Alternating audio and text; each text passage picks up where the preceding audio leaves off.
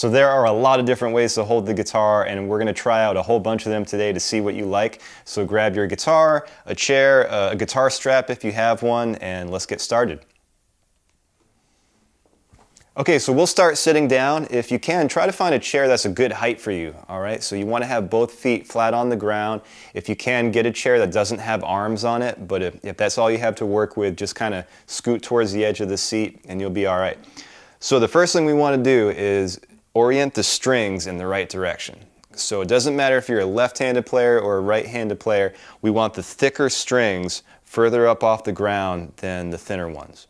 Okay, so for me as a right-handed player, that makes the neck of my guitar pointing to my left. Okay, so when I first started playing, I held the guitar just like this.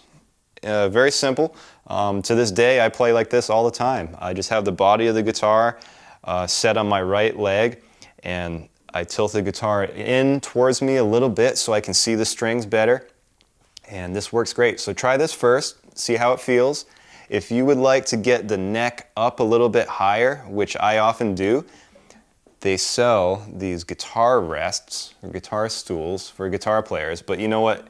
Anything you have laying around, like a stack of books or anything like that, is going to work just fine. You just want to get the right height. So I have this set, so it's going to put my foot up about 5 or 6 inches off the ground. So I'm going to get my left leg up like this, and you'll see that the guitar has this kind of curvature in the lower bout right here, and it's like it was designed to just set right inside your leg like that. Okay, so this is more of a classical style. Doesn't quite look as cool as the other way, but you know, I practice like this all the time, and it does a lot of good things. So for one, as you can see, it gets the neck of the guitar way up, so I can see what I'm doing much better. Also, believe it or not, it helps the guitar resonate and actually sound better by getting it up off the floor more. And also, when you tilt the guitar in a little bit towards you, it creates this gap in between the back of the guitar and your belly, and that allows air to flow and it allows the guitar to sound better. Okay, so you can try this out. While we're here, I'm going to show you just kind of a basic good playing position.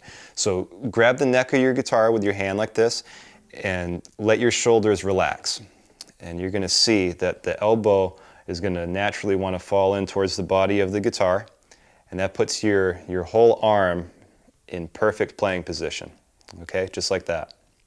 For your other arm, you can reach out and just kind of let gravity pull your hand down so you have a nice kind of floppy, like zombie hand, and then bring that in towards the sound hole like this.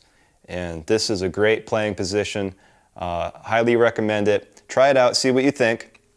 If this is just not working for you, feels awkward, you can take your footstool and throw it over to the other side and put your guitar on the other leg like this, okay? So similarly, this gets the guitar up higher, but you can see the neck is a little more horizontal now, okay? So you might find that this is more comfortable. So try this one out. If you're not into the footrest at all, get rid of it. Try crossing your legs. Okay, a lot of flamenco players play like this. Sometimes I play this way. It can be comfortable. If you're wearing a dress or a skirt or something, you might find this to be a good option. So you can see all of these positions are doing three things. They're supporting the guitar. Okay, so the guitar feels good, feels supported. Hopefully it's comfortable for you. And finally, you can see what you're doing. Okay, one thing I would definitely avoid is playing in a position where like the neck of your guitar is pointed down towards the ground like that, because it's going to force you to lean over and just kind of get all, you know, out of balance. All right, so try to get the neck up. All right, so that covers pretty much all of the ways that I can think of anyway of how to play sitting down.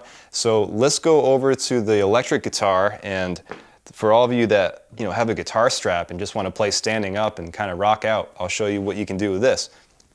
So I have my electric guitar and I have a strap. So what you definitely need for this to work is you're going to need strap buttons. Okay, so I have one at the bottom of the guitar there and one there.